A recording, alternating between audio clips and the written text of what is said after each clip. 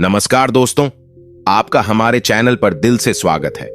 आज हम आपके लिए एक नई कहानी लेकर आए हैं जिसमें हम जानेंगे कि जीवन में हमें किन 4 लोगों पर कभी भरोसा नहीं करना चाहिए। ये लोग दूसरों की महिलाओं और धन को देखकर अपने इरादों को बिगाड़ देते हैं। तो चलिए बिना किसी देरी के इस महत्वपूर्ण कहानी की शुरुआत करते हैं। अगर आप हमारे चैनल पर नए हैं तो कृपया हमें सब्सक्राइब करें और बेल आइकन दबाना न भूलें। इससे आपको हमारी हर नई वीडियो का नोटिफिकेशन सबसे पहले मिलेगा। चलो शुरू करते हैं। एक बार की बात है, एक छोटे से शांत गांव में एक पूज्य महात्मा रहते थे और उनके शिष्य हमेशा उनसे मार्गदर्शन मांगते थे। महात्मा की बुद्धि दूर दूर तक फैली हुई थी और लोग अक्सर जीवन के कठिन सवालों पर सलाह लेने के लिए उनके पास आते थे। एक दिन शिष्य बहुत चिंतन के बाद अपने गुरु के पास गया और पूछा, गुरुजी, आप हमेशा कहते हैं कि कुछ लोगों पर कभी विश्वास नहीं करना चाहिए। क्या आप बता सकते हैं वो लोग कौन हैं और ऐसा क्यों है? गुरुजी ने एक गहरी सांस ली और अपने शांत स्वर में कहा, सुनो मेरे प्रिय शिष्य, जीवन में 4 प्रकार के लोग ऐसे होते हैं जिनके ऊपर कभी भी विश्वास नहीं करना चाहिए। शिष्य का मन उत्साहित हो गया और उसने सोचा, गुरुजी की ये बात में तो बहुत गहरा ज्ञान है। गुरुजी ने अपनी बात को आगे बढ़ाते हुए कहा, अब मैं तुम्हें एक कहानी सुनाता हूं जिससे तुम्हें पता चलेगा कि ऐसे लोग कौन होते हैं। गुरुजी कहानी शुरू करते हुए बोले, एक गांव में एक रामू नाम का किसान रहता था और उस किसान के 4 पुत्र थे। चारों पुत्र रामू के धीरे धीरे बड़े हो रहे थे। महात्मा ने कहा, बेटा, रामू के 3 बेटे तो काफी बुद्धिमान थे, लेकिन उसका जो छोटा बेटा था वह कुछ कम बुद्धि वाला था। लेकिन उसमें एक विशेषता थी कि वह जितना ही कम बुद्धि वाला था उतना ही उसका शरीर बलशाली था, तगड़ा और तंदुरुस्त था। उस किसान रामू के दिमाग में एक विचार आया कि मेरे तीनों बेटे तो काफी बुद्धिमान हैं, वह अपना जीवन किसी न किसी तरह से काट लेंगे, लेकिन मेरा छोटा पुत्र कम बुद्धि वाला है, इसकी जीविका के लिए मुझे बड़ी चिंता हो रही है। फिर काफी सोच विचार के बाद वह इस नतीजे पर पहुंचा कि क्यों ना मैं अपने इस छोटे पुत्र को पहलवानी सिखा दूं। वैसे भी इसका शरीर देखने में पहलवानों जैसा है। अब तो उस किसान रामू ने अपने छोटे पुत्र को पहलवानी करवाना शुरू कर दिया। उसे बहुत अच्छी अच्छी पहलवानों की खुराक मिलती थी। अब तो किसान का छोटा पुत्र बहुत जल्दी ही बड़ा ताकतवर हो गया। प्रतिदिन कसरत करता था, दौड़ लगाता और पहलवानी के जो गुण थे उन्हें सीखता रहता था। वह हर दिन नए नए दांव पेच सीखता था। इस प्रकार धीरे धीरे समय निकलता गया। किसान रामू ने अपने बड़े तीनों पुत्रों का विवाह कर दिया। जब किसान के पुत्रों का विवाह हो गया तो 3 पुत्रों की जो स्त्रियां थीं वह भी किसान के छोटे बेटे से दिन रात जलने लगी। मन में सोचने लगी कि ये छोटा वाला देवर कुछ काम धाम तो करता नहीं है, पूरे दिन पहलवानी करता है और अच्छी अच्छी चीजें खाता रहता है, और हम और हमारे पति तीनों काम धंधे में लगे रहते हैं और यह बैठे बैठे मौज उड़ाता है। यही सोचकर रामू तीनों बहुओं ने अलग होने के लिए विवाद खड़ा कर दिया। जब अलग होने की जिद करने लगी तो किसान रामू ने मन में सोचा कि अब मुझे अपने छोटे पुत्र का भी विवाह कर देना चाहिए। यही सोचकर उस किसान ने एक बड़ी सुंदर और विद्वान कन्या की तलाश की और उस कन्या के साथ अपने छोटे पुत्र का विवाह संपन्न करा दिया। महात्मा ने कहा, बेटा, उस पहलवान की पत्नी इतनी सुंदर थी कि उस पूरे क्षेत्र में कोई भी स्त्री उसके समान सुंदर नहीं थी, और सुंदर होने के साथ साथ वो बड़ी विद्वान थी। उसे 14 विद्याओं का ज्ञान था। अब विवाह होने के बाद चारों पुत्रों को किसान ने अलग अलग कर दिया ताकि घर में किसी बात को लेकर विवाद ना हो। जब चारों बेटे अलग अलग हो गए तो किसान रामू के 3 बड़े बेटे काफी बुद्धिमान थे, इसीलिए वे तीनों अच्छी तरह से कमाने खाने लगे। वो हर काम जानते थे, खेती में भी खूब मेहनत करते थे, इसलिए उनका समय बहुत अच्छे से चल रहा था। परंतु जो पहलवान था उसका तो वही काम था, अच्छा अच्छा खाना और प्रतिदिन पहलवानी करना। अब तो बहुत जल्दी ही उसके ऊपर कंगाली आने लगी। उसकी पत्नी उससे दिन रात लड़ने लगी, कहती थी कि तुम कोई काम नहीं करते हो, दिन भर खाली पड़े रहते हो, खाने को अच्छा अच्छा चाहिए, इस तरह से हमारा गुजारा कैसे होगा। अब तो दोनों पति पत्नी में विवाद होने लगा। महात्मा ने कहा, बेटा, उसकी पत्नी जो थी वो काफी बुद्धिमान थी, काफी होशियार थी। एक दिन अपने पति से बोली कि तुम ऐसा करो, इस देश के राजा के पास जाओ और राजा से कहना कि मुझे नौकरी दे दो। तो पहलवान कहने लगा कि यह तुम क्या कह रही हो, मैं तो कोई काम ही नहीं जानता हूं, केवल कुश्ती लड़ सकता हूं और भोजन कर सकता हूं, और कोई काम तो मुझे कुछ आता ही नहीं है। तो राजा के यहां मुझे नौकरी कैसे मिल जाएगी, और मिल भी जाएगी तो मैं वहां क्या काम करूंगा? तो वो पत्नी कहने लगी कि तुम इस बात की चिंता मत करो कि मैं कुछ नहीं जानता हूं, मैं जो कहती हूं वो तुम करो। मेरे कहने से तुम महाराज के पास जाओ और महाराज से कहो कि महाराज, मैं आपके यहां नौकरी करना चाहता हूं। राजा जब तुम्हें नौकरी देने को तैयार हो जाए तो तुम उसके यहां लखटकिया के पद पर नौकरी पर लगना। पत्नी की बात सुनकर पहलवान कहने लगा कि लखटकिया क्या होता है। तब उसकी बुद्धिमान स्त्री समझाने लगी कि देखो, राजा के यहां 1 लाख टका रोज पाने वाला एक नौकर होता है, जो हर रोज 1 लाख टका रोज वेतन पाता है। उसका काम यह होता है कि जो काम राजा से न हो सके, उसकी सेना से न हो सके, उसके किसी मंत्री से ना हो सके, तो उस काम को लखटकिया को करना पड़ता है। तो पहलवान बोला कि मैं तो कुछ जानता भी नहीं हूं, फिर मैं उस काम को कैसे करूंगा? तब पत्नी बोली, देखो तुम चिंता मत करो, मैं हूं ना, आप तो बस चले जाओ वहां और महाराज से कहना कि मुझे लखटकिया की नौकरी चाहिए। महात्मा ने कहा, बेटा। पहलवान अपनी पत्नी की बात सुनकर उदास मन से राजा के दरबार को चल देता है। जब राजा के दरबार में पहुंचा तो महाराज ने देखा कि बड़ा बलवान पहलवानों जैसा शरीर वाला एक आदमी मेरे दरबार में आया है। तो राजा समझ गए कि शायद ये व्यक्ति नौकरी की तलाश में आया होगा। महाराज ने उससे पूछा कि आप किस लिए आए हैं? तो वह कहने लगा कि महाराज, मुझे नौकरी चाहिए। राजा ने पूछा, अच्छा ठीक है, आप हमें बताओ कि आप करोगे क्या, आप क्या कर सकते हो? तब वो पहलवान कहता है, महाराज, जो काम आपसे नहीं होगा, जो काम आपकी सेना से नहीं होगा, किसी मंत्री से नहीं होगा, वो काम मैं करूंगा, परंतु इसके बदले मैं आपसे 1 लाख टका रोज का वेतन लूंगा। राजा कहने लगा, तो अच्छा, लखटकिया की नौकरी करोगे? वो पहलवान कहने लगा, जी महाराज। राजा ने अपने मंत्रियों से विचार विमर्श किया और कहा कि देखो तो जरा, क्या हमसे पहले कभी किसी राजा ने किसी लखटकिया को नौकरी पर रखा है या नहीं? अब तो राजा के मंत्री ने जब पहले दस्तावेजों में देखा तो उन्हें पता चला कि महाराज के पिता ने ही एक लखटकिया को रखा था। तो मंत्री कहने लगा, महाराज, आपके पिता ने भी एक लखटकिया को नौकरी पर रखा था। अपने मंत्री की बात सुनकर राजा ने कहा, तो ठीक है, हम भी अपने यहां एक लखटकिया को रखते हैं। यही सोचकर राजा ने उस पहलवान को लखटकिया के रूप में अपने यहां नौकरी दे दी। लखटकिया कहने लगा, तो ठीक है महाराज, आप मुझे रहने के लिए कोई अच्छा सा कमरा दे दीजिए। जब भी कोई ऐसा काम पड़ेगा जो आपसे ना हो, आपकी सेना से ना हो, आपके किसी मंत्री से ना हो, तो आप खबर भेजकर मुझे बुलवा लेना। राजा ने उस पहलवान को अपने यहां जो शाही बाग था उसमें रहने को कह दिया। उस शाही बाग में एक बहुत सुंदर महल बना हुआ था। राजा ने कहा, हे लखटकिया, तुम इस महल में आराम से रह सकते हो। जब मुझे आवश्यकता पड़ेगी तो मैं आपको बता दूंगा। उसी दिन से वह पहलवान 1 लाख टका वेतन रोज पाने लगा। रहने के लिए जरीनिया उसे राजा की तरफ से एक महल भी मिल गया।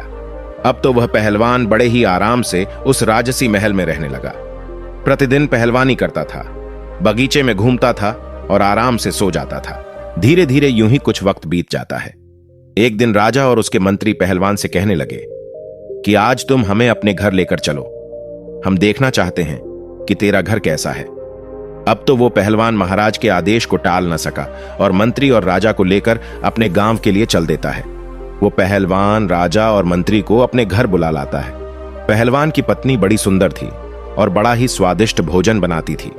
उसने देखा कि राजा और मंत्री हमारे घर आए हैं, तो उसने बड़ा ही स्वादिष्ट भोजन बनाया और उन्हें अपने हाथों से परोसा। राजा की नजर पहलवान की पत्नी पर चली गई। पहलवान की पत्नी तो सुंदर थी ही, इतनी सुंदर थी कि राजा की रानी भी उसके सामने कुछ नहीं थी। राजा ये देखकर आश्चर्य में पड़ गया और भोजन करने के बाद महाराज और मंत्री वापस चले आए। अब राजा मंत्री से कहने लगा कि मंत्री, इस पहलवान की पत्नी कितनी सुंदर है, हमारी रानी भी इतनी सुंदर नहीं है। मंत्री ने कहा, हाँ महाराज, सुंदर तो है, परंतु क्या किया जाए, ये तो अपना अपना नसीब। किसी के नसीब में सोना है तो किसी के नसीब में मिट्टी भी नहीं। राजा बोला, मंत्री, मुझे ये बताओ कि हम इसकी पत्नी को पाना चाहते हैं, किस तरह से हम इसकी पत्नी को अपनी पत्नी बना सकते हैं, हमें क्या करना चाहिए? महात्मा ने कहा, बेटा, कहते हैं राजा, योगी, अग्नि, जल इनकी उल्टी रीत है, इनसे हमेशा बचकर चलो। राजाओं के उल्टे नियम होते हैं। राजा और मंत्री सोचने लगे पहलवान की पत्नी को राजा के महलों में कैसे लाया जाए। अब तो वे उसी दिन से पहलवान की पत्नी को हड़पने का षड्यंत्र रचने लगे। धीरे धीरे कुछ समय और बीत जाता है। इधर महाराज की जो मां राजमाता थी वह बीमार पड़ जाती है। जब राजमाता बीमार पड़ गई तो महाराज ने बड़े बड़े वैद्य को उन्हें दिखाया, परंतु किसी भी वैद्य का उपचार उन्हें ठीक नहीं कर पाया। राजमाता के पेट दर्द होता था, उनके बदन दर्द की बीमारी बढ़ती चली गई। कोई भी वैद्य हकीम उनका इलाज नहीं कर सका। एक दिन एक वैद्य जी आए।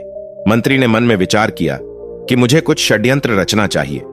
वैद्य को देखकर मंत्री कहने लगा, वैद्य जी, हमारे महाराज की मां राजमाता बीमार है, क्या आप उनका इलाज कर सकते हैं? वैद्य ने कहा, हां, हम अवश्य उनका इलाज कर देंगे। मंत्री ने कहा, देखो जी, आपको इलाज मेरे अनुसार करना होगा। मंत्री ने कहा, मैं आपको 50 स्वर्ण मुद्राएं दूंगा। आप जब उनका इलाज करो तो इलाज के लिए तुम उनसे ऐसी वस्तु मंगवाना जो कहीं भी उपलब्ध ना हो। वैद्य को जब 50 स्वर्ण मुद्राएं पकड़ा दिए तो वैद्य लालच में आ गया। वैद्य कहने लगा, चलो मंत्री जी, मैं ऐसा ही करूंगा। अब तो मंत्री वैद्य को लेकर राज दरबार में आता है और राजा से कहता है, महाराज, ये वैद्य जी बड़े ही माने हुए हैं, इन्हें मैं काशीपुरी से बुलाकर लाया हूं। ये वैद्य जी राजमाता का इलाज करना चाहते हैं। महाराज बोले, तब तो बड़ी ही प्रसन्नता की बात है। राजा फौरन उस वैद्य को साथ लेकर के राजपुरोहित, सेनापति और मंत्री को साथ लेकर अपनी राजमाता के पास जाता है। राजमाता का इलाज करने में वहां पहले से कई वैद्य लगे हुए थे। वैद्य जी ने राजमाता की नब्ज देखी और नब्ज देखकर राजा से कहा, हे महाराज, इनका इलाज होना अब संभव नहीं है। राजा एकदम घबरा गया, कहने लगा, क्यों वैद्य जी, क्या बात है? वैद्य जी ने कहा, हे राजन, आपकी माता को सिर्फ एक ही वस्तु ठीक कर सकती है। राजा कहने लगा, बताओ वो है क्या? वैद्य बोला, वो वस्तु बड़ी ही दुर्लभ है, इतनी आसानी से नहीं मिल सकती। राजा बोले कि आप बताओ तो सही, मैं उस औषधि को कुछ भी करके ढूंढ कर लाऊंगा। तब वैद्य जी ने बताया कि महाराज, यदि आप 4 हूर बीला मंगवा दो तो आपकी मां ठीक हो सकती है। 4 हूर बीला को मंगाकर आप उनका तेल निकलवाएं और उस तेल की मालिश राजमाता के शरीर पर करवाएं। राजमाता बहुत जल्दी स्वस्थ हो जाएंगी। वैद्य की बात सुनकर के राजा मन में विचार करने लगा कि अवश्य हम उस हुर बीला जानवर को मंगवाएंगे। वो कहां मिलता है? वैद्य कहने लगा, वो हुर बीला हिमालय के जंगलों में मिलते हैं। वही वैद्य राजमाता का इलाज करने में लग जाता है और महाराज दरबार में आते हैं। दरबार में आकर महाराज ने अपने समस्त सभासदों को बुलाया, मंत्रियों को बुलाया, सेनापतियों को बुलाया और उनसे कहा कि कोई भी ऐसा योद्धा है जो हूर बीला नाम के जानवर ला सके। ये बात सुनकर के कुछ समझदार व्यक्ति कहने लगे, महाराज, ये हूर बिला क्या होता है? हमने आज तक तो ये नाम नहीं सुना। राजा कहने लगे, ये कोई एक प्रजाति का जानवर है जो हिमालय के जंगलों में रहता है। राजा की बात सुनकर के संपूर्ण दरबारी चुप हो गए, क्योंकि जिस हूर बिला की बात राजा कर रहे थे आज तक किसी ने उस जानवर को नहीं देखा था। अब तो राजा उन्हें चुपचाप देखकर मंत्री से कहने लगे कि मंत्री, ऐसे तो काम नहीं चलेगा। राजमाता को बचाने के लिए हमें हूर बीला जानवर को लाना ही होगा। मंत्री कहने लगा, महाराज, ये बड़ा अच्छा मौका है। जो पहलवान हमारे यहां 6 महीने से केवल बैठे बैठे तनख्वाह ले रहा है वो किस दिन काम आएगा? क्यों ना ये हूर बीला उसी से मंगाया जाए। आप उसे बुलाकर उससे कहे कि वो 2 महीने के अंदर हूर बीला को लाकर दे, नहीं तो उसे फांसी पर चढ़ा दिया जाएगा। और महाराज, इस तरीके से वह हूर बिला को लेने जाएगा। अगर वो ले आता है तब तो ठीक है, राजमाता बच जाएगी। अगर वह मर जाता है तो और भी अच्छी बात है, उसकी पत्नी फिर आपके लिए रह जाएगी। आप उसे राजमहल में ले आना। राजा की नीयत तो पहले से ही पहलवान की पत्नी पर थी। राजा कहने लगा, वाह मंत्री, क्या अच्छा सुझाव दिया है। पहलवान अभी हूर बिला नहीं ला सका तो हम उसको फांसी पर चढ़ा देंगे, क्योंकि वो 6 महीने से लाख टका रोज ले रहा है। अब तो राजा ने बिना देर किए 4 सिपाही भेजे और पहलवान को अपने दरबार में बुला लिया। पहलवान महाराज के दरबार में आ जाता है। महाराज ने कहा कि हे पहलवान, तुम काफी समय से बैठे बैठे वेतन ले रहे हो, अभी तक कोई काम तुमने हमारा नहीं किया है। अब एक आवश्यक काम आ गया है। पहलवान बोला, महाराज आज्ञा कीजिए, मैं अवश्य करूंगा। तब राजा कहता है कि हमें 4 हूर बीला की जरूरत है, उनका तेल निकलवाना है और तेल निकलवाकर राजमाता के शरीर पर मालिश करनी है, जिससे उनकी बीमारी दूर हो सके। राजा की बात सुनकर पहलवान सोच में पड़ गया। कहने लगा, महाराज, मुझे कुछ समझ में नहीं आया, यह हूर बिला क्या होता है? राजा ने कहा, हम भी नहीं जानते, लेकिन तुम्हें लाना है। काफी सोच विचार के बाद पहलवान कहने लगा, महाराज आप मुझे कुछ समय दीजिए। राजा बोले कि इसके लिए मैं आपको 1 महीने का समय देता हूं। यदि आप 1 महीने में हूरबीला को नहीं ला पाए तो आपको फांसी पर चढ़ा दिया जाएगा। पहलवान महाराज की बात सुनकर घबरा जाता है और अपने बगीचे में आता है। मंद बुद्धि का तो वह था ही। मन में विचार करने लगा कि चलो देख लूंगा, अगर कहीं मिलेगा तो हमारे पास 2 महीने का समय है। इस प्रकार 4 दिन का समय तो वह वहीं पर निकाल देता है। अब इधर राजा और मंत्री और सेनापति मन में विचार करने लगे कि लगता है वो अभी तक हूरबिला को लेने नहीं गया है। 4 दिन से आराम से बाग में सो रहा है। हे महाराज, आप उसके पास जाइए और उससे कहिए कि वह जल्दी से जल्दी हूरबिला को लेकर आए, वरना हम उसे फांसी पर चढ़ा देंगे। ये बात सुनकर के राजा कहने लगे, ठीक है, मैं जाता हूं और देखता हूं कि वो अभी तक क्यों नहीं गया है। ऐसा विचार करके राजा उस पहलवान के घर पर जाते हैं। पहलवान ने यह बात अपनी पत्नी को कभी नहीं बताई थी। पहलवान की पत्नी बड़ी विद्वान थी। उसने 100 हाथ गहरा कुआं अपने आंगन में खुदवा रखा था और कुएं के ऊपर उसने एक खाट बिछा रखी थी। उस चारपाई को उसने कच्चे सूत से बनवाया था। उसके ऊपर एक बहुत सुंदर मखमली बिस्तर लगा दिया था। इधर जब राजा ने दरवाजा खटखटाया और आवाज लगाई तो पहलवान की पत्नी ने आकर दरवाजा खोला और द्वार पर राजा को देखकर कहने लगी, महाराज आप। तो उस पहलवान की पत्नी ने राजा का बड़ा स्वागत किया और कहने लगी कि महाराज आप यहीं बाहर बिराजो, मैं आपके लिए भोजन लेकर के आती हूं। मेरे पति इस समय घर पर नहीं है। राजा कहने लगा, अरे नहीं नहीं, मैं बाहर क्या करूंगा, मैं तो आपके साथ अंदर चलता हूं। अब तो राजा पहलवान के बारे में उसकी पत्नी से गलत बातें करने लगा। कहने लगा, हे सुंदरी, लगता है पहलवान आपको अच्छे से नहीं रखता है। अरे वो आपको क्या अच्छे से रखेगा, वो तो खुद दूसरे की नौकरी करता है। अगर तुम हमारे महलों की रानी होती तो जिंदगी कितनी खूबसूरत होती। राजा के मुख से जब इस तरह की मीठी मीठी बातें पहलवान की पत्नी ने सुनी तो वह समझ गई कि लगता है राजा की नीयत खराब है, इसलिए अब इनको सबक सिखाना चाहिए। पहलवान की पत्नी ने राजा से कहा कि आओ महाराज, अंदर आइए, आप ठीक कह रहे हैं, पहलवान किसी भी तरह से मेरे योग्य नहीं है। अब मैं ही उसको छोड़ दूंगी और आज से मैं तुम्हारे साथ रहूंगी। उसने और भी दिमाग से काम लिया। अब तो राजा उसकी बातों में आ गया और उसके साथ अंदर चला जाता है। उसके महल में पहलवान की पत्नी ने क्या किया, जो उसने कच्चे सूत का पलंग बनाकर कुएं के ऊपर बिछा रखा था, उसके ऊपर मखमल की चद्दर बिछा दी थी। उसने राजा से कहा कि आप इस चारपाई पर बैठिए, मैं आपकी सेवा करती हूं। जैसे ही राजा उस चारपाई पर बैठता है तो कच्चे धागे से बना हुआ वो पलंग टूटकर उसी कुएं में गिर जाता है। राजा उस कुएं में गिर जाता है। महाराज सोचने लगे कि ये क्या हुआ, अब तो मैं फंस गया। इधर महाराज नीचे गिर जाते हैं और उधर पहलवान बड़े आराम से समय पास कर रहा था। जब सुबह हुई तो पहलवान की पत्नी ने अपने देवर जेठ के पुत्रों को बुलाया। उनके कई पुत्र थे। उन्हें बुलाया और उनसे कहा कि मैं आपको 2 स्वर्ण मुद्राएं दूंगी, इसमें एक व्यक्ति है, उसे बाहर निकालो। उसके पुत्रों ने उस राजा को बाहर निकाला और आदेश दिया कि इसको बांधकर इसके ऊपर 50 कोड़े लगाए जाएं। अब तो पहलवान की पत्नी के आदेश पर राजा को 50 कोड़े लगाए गए और कहा कि इसको वापस इसी कुएं में डाल दीजिए। उन पुत्रों ने वापस उसको कुएं में डाल दिया। पहलवान की पत्नी ने कहा कि एक मटके में पानी और 2 रोटी इस कुएं में नीचे रख दो। रस्सी की सहायता से रोटी और पानी भी कुएं में पहुंचा दिया। अब तो रोजाना राजा के साथ वैसा ही व्यवहार किया जाता था। उधर राजा मन में विचार करने लगा कि अब तो मैं बहुत बुरा फंस गया हूं। अब तो उसके भतीजे रोज उसको कुएं से निकालते और 50 कोड़े मारकर फिर से कुएं में डाल देते थे। राजा को पिटते पिटते 3 से 4 दिन हो गए। राजा जब अपने दरबार में नहीं पहुंचा, अपने घर नहीं पहुंचा, तो मंत्री विचार करने लगा कि महाराज को क्या हुआ। महाराज काफी दिन से पहलवान की पत्नी के पास गए थे, न जाने क्या कर रहे हैं, मुझे भी चलकर देखना चाहिए। ऐसा विचार करके मंत्री भी चल देता है और जब काफी अंधेरा हो जाता है तो मंत्री उस पहलवान की पत्नी के महल के द्वार पर पहुंच जाता है।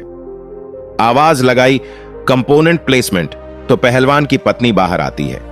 बाहर आकर देखा तो राजा के मंत्री थे। मंत्री कहने लगा कि देखो, मैं राजा का मंत्री हूं और आपसे मिलने आया हूं। पहलवान की पत्नी बोली, आप क्यों आए हैं? पहलवान की पत्नी के ऊपर मंत्री की भी नीयत खराब थी। मंत्री कहने लगा, कि मैं इसलिए आया हूं। देखो, पहलवान तो अब मर ही जाएगा, वह जीवित नहीं रहेगा, क्योंकि वह हिमालय के जंगलों में गया है और तुम कहां अकेली यहां रहोगी। इसलिए तुम मेरे साथ चलो, मैं आपको महाराज के महलों में लेकर के चलूंगा। पहलवान की पत्नी ने जब मंत्री की बात सुनी तो वह उसके दिमाग को भी समझ गई। उसने फिर से दिमाग से काम लिया और कहने लगी, आप मेरे साथ आइए। इस प्रकार पहलवान की पत्नी मंत्री को बुलाकर अंदर ले गई और उसी खाट पर, जिस पर कच्चा सूत लगा हुआ था, उस खाट पर मंत्री को बैठा दिया। मंत्री जैसे ही खाट पर बैठा तो एकदम से कुएं के अंदर गिर पड़ा और राजा के ऊपर जाकर गिरा। राजा देखकर कहने लगा कि मंत्री जी, तुम यहां कैसे? मंत्री ने कहा, महाराज आप यहां कैसे? जवाब दिया, मैं पहलवान की पत्नी की खातिर खुशामद में हूं। अब तू भी आ गया है तो और भी अच्छा हुआ। इधर जब सुबह हुई तो पहलवान की पत्नी ने अपने जेठ के पुत्र थे, अपने कुटुंब के जो पुत्र थे, उन्हें बुलवाया। उनका रोजाना का नियम बन गया था। वो आए और उन्होंने एक रस्सी डाल दी और उन्होंने बोला, नंबर 1। तो राजा कहने लगा, मेरा नंबर आया है, पहले मैं ऊपर जाऊंगा। इस प्रकार वह राजा को रस्सी पकड़वाकर ऊपर चढ़ा लेते हैं और उसे खंबे से बांध देते हैं। फिर दूसरा रस्सा डाला, उसको बोला, नंबर 2। तो मंत्री भी ऊपर आ गया, उसको भी खंबे से बांध दिया। फिर उनको 50-50 कोड़े लगाए। फिर से उसी कुएं में डाल दिया गया और कहा कि इनको एक मटका पानी और 4 रोटी नीचे पहुंचा दो। रस्सी की सहायता से रोटी और पानी कुएं में नीचे पहुंचा दिया। अब तो राजा और मंत्री को प्रतिदिन 50-50 कोड़े बरसने लगे। उनको रोजाना कोड़ों की मार पड़ने लगी। राजा और मंत्री दोनों के शरीर से चमड़ी उतर गई थी। इसी तरह से 10 दिन निकल जाते हैं। इधर राजा के सेनापति ने विचार किया कि राजा को ढूंढने के लिए मंत्री गया था, वह भी लौटकर अभी तक नहीं आया। मुझे भी चलकर देखना चाहिए कि उनके साथ आखिर क्या हुआ है। वो तो पहलवान की पत्नी के पास ही तो नहीं रुक गए, न जाने क्या कर रहे हैं। ये विचार करके सेनापति भी चल देता है। सेनापति जब शाम होने पर पहलवान के घर जाता है। इधर पहलवान की पत्नी ने आकर दरवाजा खोला। बाहर देखा तो सेनापति खड़ा था। पूछने लगी, आप कौन हैं? तो सेनापति कहने लगा कि हम महाराज के सेनापति हैं और तुम्हारे पास आज की रात्रि बिताना चाहते हैं, क्योंकि पहलवान की पत्नी बहुत सुंदर थी। जो एक बार उसे देख लेता था तो उस पर मोहित हो जाता था। सेनापति भी पहलवान की पत्नी पर मोहित हो गया। सेनापति की मंशा को वह अच्छी तरह समझ गई कि यह षड्यंत्रकारी है और मेरे पास आया है। पहलवान की पत्नी कहने लगी, हां आइए ना, आपका भी मेरे घर में स्वागत है। सेनापति भी उसकी बातों में फंस गया। सेनापति ने सोचा कि अब तो यह मेरी पत्नी होकर रहेगी, लेकिन पहलवान की पत्नी बड़ी विद्वान थी। उसने उस सेनापति को भी उसी खाट पर बैठने को कहा और जैसे ही वह कच्चे सूत की खाट पर बैठा तो वह भी नीचे कुएं में गिर गया। उसमें राजा और मंत्री तो पहले से ही पड़े हुए थे। जब राजा ने और मंत्री ने सेनापति को देखा तो कहने लगे, सेनापति तुम? सेनापति बोला, जी महाराज, अरे आप भी इसी में हैं, मैं आपको ही तो ढूंढने आया था। राजा बोला, तुमने ढूंढ लिया हमें? अब सुबह देखना क्या होता है। सेनापति बोला, क्या होगा? मंत्री बोले, सुबह देखना, अभी चुपचाप सो जाओ। जब सुबह हुई तो पहलवान की पत्नी ने अपने देवर और जेठ पुत्रों को बुलाया। वो सब लोग आए और उन्होंने आकर रस्सा नंबर 1 डाल दिया। उसे पकड़कर राजा ऊपर आ गया। राजा को रोज की तरह खंभे से बांध दिया। फिर दूसरा रस्सा डाला। मंत्री भी उसे पकड़कर ऊपर आ गया। इसी तरह से तीसरा रस्सा भी डालकर सेनापति को भी ऊपर निकाल दिया। इस प्रकार से पहलवान की पत्नी ने आदेश किया कि कैदी नंबर 1 को 25 कोड़े लगाए जाएं, कैदी नंबर 2 को 200 कोड़े मारे जाएं और कैदी नंबर 3 को 300 कोड़े मारे जाएं। पहलवान की पत्नी की बात सुनकर उन सभी पुत्रों ने कोड़े मारने शुरू कर दिए। कोड़ों की मार पड़ने से उनकी चमड़ी निकल आई। कोड़े मारने के बाद रस्सियों के सहारे उन्हें उसी कुएं में फिर लटका दिया।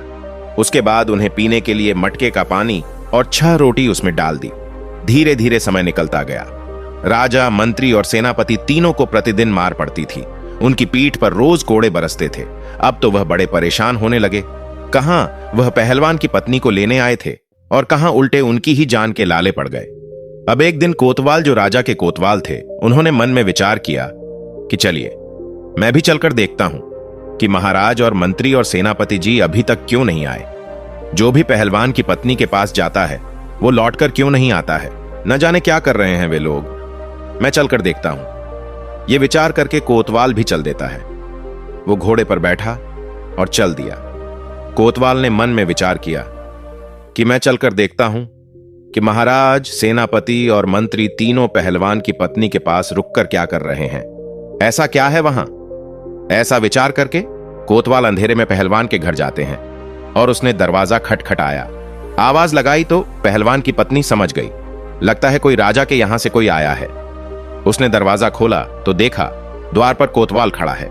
यह देखकर पहलवान की पत्नी कहने लगी कि तुम कौन हो। तो उसने बताया कि हम कोतवाल हैं, राजा के यहां से आए हैं। कोतवाल ने जब पहलवान की पत्नी को देखा तो वो भी उसकी सुंदरता पर लट्टू हो गया और वो भी उसी के घर रात में रुकना चाहता था। पहलवान की पत्नी बोली कि आपका स्वागत है। उसी रात कोतवाल को भी ले जाकर उसी कच्चे सूत के पलंग पर बैठा दिया और जैसे ही कोतवाल चारपाई पर बैठा, एकदम से नीचे कुएं में गिर गया। राजा, मंत्री, सेनापति पहले से ही उसमें नीचे थे। ये देखकर राजा कहने लगा, कोतवाल जी, आप भी यहां आ गए। कोतवाल ने पूछा, राजा साहब, आप यहां क्या कर रहे हैं। राजा ने कहा, सुबह देखना यहां क्या होता है। कोतवाल कहने लगा, महाराज क्या होगा। राजा ने कहा, सुबह देखना। अब आप आराम से रात्रि में विश्राम करो। इधर सुबह हुई तो पत्नी ने अपने देवर और जेठ के पुत्रों को बुलाया और 4 रस्सी उस कुएं में डलवाई। एक एक करके राजा, सेनापति, मंत्री सभी को बाहर निकाला और फिर सभी को 50-50 कोड़े मारे गए। इसके बाद चारों को फिर नीचे उतार दिया और उनको एक मटका पानी और 8 रोटियां खाने को डाल दी। अब तो पहलवान की पत्नी का नियम बन गया, अपने देवर जेठ के पुत्रों को बुलाती, उन्हें बाहर निकलवाती और उनको 50-50 कोड़े लगवाती। उसी कुएं में फिर से उन्हें नीचे डाल देती। अब तो वे चारों उस कुएं में पड़े पड़े बीमार पड़ने लगे। अब तो राजा मन में विचार करने लगा कि यहां से कैसे छूटा जाए। अब वे मन ही मन बहुत दुखी हो रहे थे। इधर पहलवान मन में विचार करने लगा कि अब मैं हूरबीला को कहां से लाऊं। अगर नहीं ले गया तो राजा निश्चित ही मुझे फांसी पर चढ़ा देगा। सोचने लगा, चलो अपनी पत्नी के पास चलता हूं, यदि वह कोई उपाय बता दे तो शायद मैं इस मुसीबत से निकल सकता हूं। निराश हृदय से पहलवान अपनी पत्नी के पास जाता है। जब अपने पति का चेहरा उदास देखा तो उसकी पत्नी पूछने लगी, ऐसा क्या कारण है जो आपका चेहरा इतना उदास है। तो वो कहने लगा, अब मुझे राजा फांसी की सजा देने वाला है। उसकी पत्नी ने पूछा, क्यों जी, राजा आपको फांसी पर क्यों चढ़ाएंगे। पहलवान ने कहा कि उसने मुझे ऐसा काम बताया है जो मुझसे होगा ही नहीं। पहलवान की पत्नी बोली कि बताओ तो सही, राजा ने तुम्हें क्या काम बताया है जिसको लेकर आप इतने चिंतित हैं। पहलवान ने सारी बात अपनी पत्नी को बताई और कहा कि महाराज ने मुझसे 4 हूरबिला मांगे हैं और वे हूरबिला हिमालय के जंगलों में मिलते हैं। राजा उनका तेल निकलवाएंगे। राजमाता बहुत बीमार है, उस तेल से राजमाता की मालिश की जाएगी। पत्नी कहने लगी, बस ये छोटी सी बात है। मैं तो घबरा गई थी, पता नहीं कौन सी बात होगी। अरे ऐसे हूरबिला तो हमारे जंगलों में काफी है। मैं अपने बालकों से कहकर पकड़वाकर आपको दे दूंगी। आप तब तक 4-5 दिन के लिए अपने ससुराल चले जाओ, उन्होंने आपको बुलाया है। पहलवान अपनी पत्नी के कहने पर अपने ससुराल चला जाता है। मंद बुद्धि का तो वह था ही। वो मन में विचार करने लगा, इसका मतलब मेरी मुसीबत मेरी पत्नी दूर कर देगी। इधर पहलवान की पत्नी ने अपने जो बच्चे थे, देवर जेठ के पुत्र, उन्हें आदेश दिया। उनसे कहा कि आप कुछ पंखों की व्यवस्था करो। चिड़िया के, कबूतर के, मोर के, समस्त पक्षियों के पंख ज्यादा से ज्यादा लेकर के आओ और एक कमरे में उन पंखों को भर दो। उसके देवर जेठ के पुत्र वो छोटे छोटे बालक ही थे। उन्होंने 2 दिन में ही कमरा पंखों से भर दिया। जब तीसरा दिन हुआ तो पहलवान की पत्नी ने अपने देवर जेठ के पुत्रों को बुलाया और उनसे कहा कि आप 2 क्विंटल तारकोल की व्यवस्था करो। इस प्रकार से तारकोल की व्यवस्था की गई। फिर उसके बाद उसे गर्म किया गया और गर्म करके जब वह पतला हो गया तो उसे ठंडा करने रख दिया। ठंडा हो जाने पर उसे एक बड़ी कड़ाही में भरकर रख दिया। जब तारकोल ठंडा हो गया तो उसे एक बड़ी कड़ाही में भरकर रख दिया। फिर उसके बाद उस कुएं में 1 नंबर रस्सा डाला गया तो राजा सोचने लगा, अरे आज तो मुझे दोपहर में ही बुलाया जा रहा है। रोजाना तो सुबह पिटाई होती थी, अभी तो दोपहर का समय है।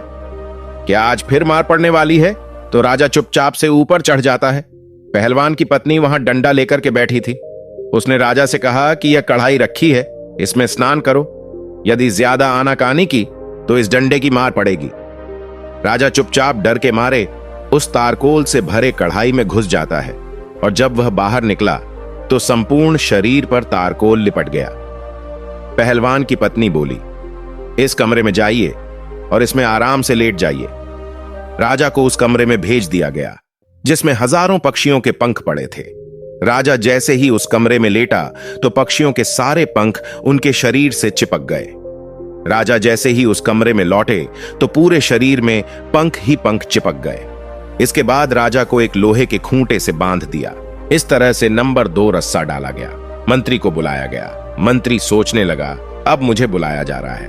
राजा साहब अभी तक नीचे नहीं आए, हो सकता है उन्हें छोड़ दिया हो। लगता है आज हम सबको रिहा किया जा रहा है। तो मंत्री बड़ी जल्दी जल्दी ऊपर चढ़कर आ जाता है। ऊपर चढ़कर जब आया तो देखा कि पहलवान की पत्नी डंडा लेकर बैठी हुई है। मंत्री से कहा, चलो इस कढ़ाई में स्नान करो। मंत्री गिड़गिड़ाने लगा, परंतु पहलवान की पत्नी ने उसे बलपूर्वक उस कढ़ाई में गिरा दिया। जैसे ही कढ़ाई में मंत्री जी गिरे तो वो भी तारकोल में पूरे नहा गए। संपूर्ण शरीर काला हो गया, पूरे शरीर पर तारकोल चिपक गया।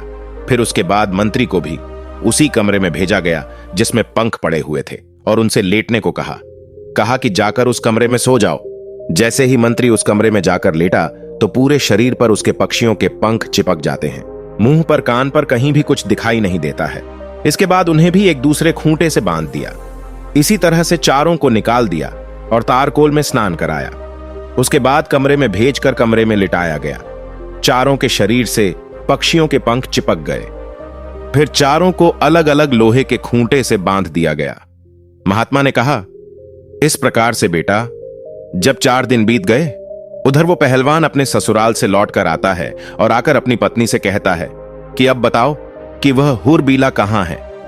मुझे महाराज से डर लग रहा है।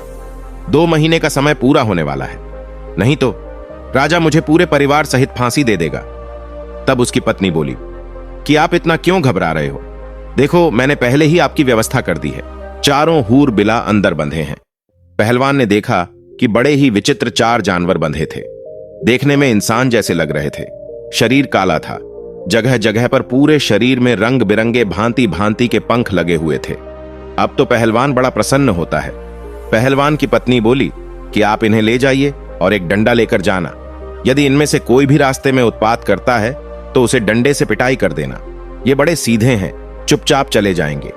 पहलवान प्रसन्न मुद्रा में चारों को पकड़कर उन्हें लेकर चल देता है और अपने हाथ में एक बड़ा सा डंडा लेकर उनके पीछे पीछे चलता है। इधर मंत्री और राजा विचार करने लगे कि यदि हम इससे भागने की कोशिश करेंगे तो यह बड़ा पहलवान है, हमें उठा उठाकर पटक देगा और हमें मार भी सकता है। इसलिए चुपचाप इसके साथ चलने में ही भलाई है। जब वह पैदल उन्हें लेकर के आया तो अपने बगीचे में आ गया। शाम का वक्त था। मन में विचार करने लगा कि इन्हें सुबह महाराज के दरबार में पेश करूंगा। अब मैं आराम से सो जाता हूं। उन चारों को एक कोठरी में बंद कर देता है और एक कमरे में बंद कर दिया। अब राजा, मंत्री, कोतवाल और सेनापति विचार करने लगे, यदि सुबह पहलवान ने हमें दरबार में पेश किया तो फिर रानी हमारा तेल निकलवा लेगी, क्योंकि उन्हें भी शीघ्रता है राजमाता को ठीक कराने की। राजपुरोहित कल ही हमारा तेल निकलवा देंगे, अर्थात अब हमारी मृत्यु निश्चित है। इसलिए कोई उपाय कीजिए। यदि तेल भी नहीं निकलवाया तो संपूर्ण शहर में हमारी हंसी हो जाएगी।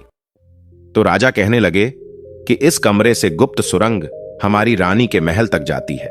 आप ऐसा कीजिए, इस पत्थर को उठाइए और मुझे उस सुरंग में उतार दीजिए। उन चारों ने जोर लगाकर पत्थर उठाया और राजा को सुरंग से नीचे उतार दिया। राजा सुरंग के माध्यम से अपने महलों में पहुंच जाते हैं। राजा ने महल में जाकर के आवाज लगाई और महल में से जब रानी ने निकलकर देखा तो राजा को देखकर वह एकदम से घबरा गई, क्योंकि राजा का तो विचित्र रूप था। उनके शरीर पर पंख ही पंख लगे हुए थे। ऐसा जानवर या आदमी उसने आज तक नहीं देखा था। रानी चीख पड़ी। रानी की आवाज सुनकर सभी नौकर चाकर, दास दासियां और कुछ सैनिक वहां इकट्ठे हो जाते हैं। सबने मिलकर महाराज की बहुत पिटाई की। कहने लगे, मारो मारो, न जाने कौन सा जानवर आ गया है। राजा चिल्ला चिल्ला कर कह रहे थे कि मुझे मारो मत, मैं राजा हूं। लेकिन वहां राजा की कोई नहीं सुन रहा था। काफी पीटने के बाद राजा की आवाज रानी पहचान लेती है। तब रानी ने पूछा, यदि आप राजा हैं तो फिर ये क्या हुआ? ये आपने क्या हुलिया बना रखा है? राजा बोला, पहले शांत हो जाओ और चुपचाप मुझे कमरे में ले चलो और थोड़े से मिट्टी के तेल की व्यवस्था करो। मुझे जल्दी जल्दी उस मिट्टी के तेल में स्नान कराओ। रानी ने अपने नौकर से कहकर मिट्टी का तेल मंगवाया और राजा को उस मिट्टी के तेल में स्नान कराया, जिससे राजा के शरीर का जो कोलतार था वह छूट गया। और फिर राजा को स्नान कराया तो राजा का पूरा शरीर लाल पड़ गया था। पूरे शरीर पर कोड़े की चोट के निशान बने हुए थे।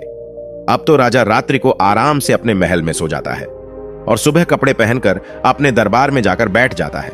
इधर जब सवेरा होता है उधर पहलवान जागता है और उसने जाग करके वह कमरा खोला तो उसने देखा कि उसमें से एक गायब था। 3 ही हूरबीला बचे थे। अब तो वो डंडा लेकर उन तीनों को मारने लगा। पूछने लगा, बताओ एक कहां है? तीनों कहने लगे, देखो भाई, हमें मारो मत, हम आपको सब कुछ बता देंगे। पहलवान कहने लगा, नहीं नहीं, हमें जल्दी बताओ।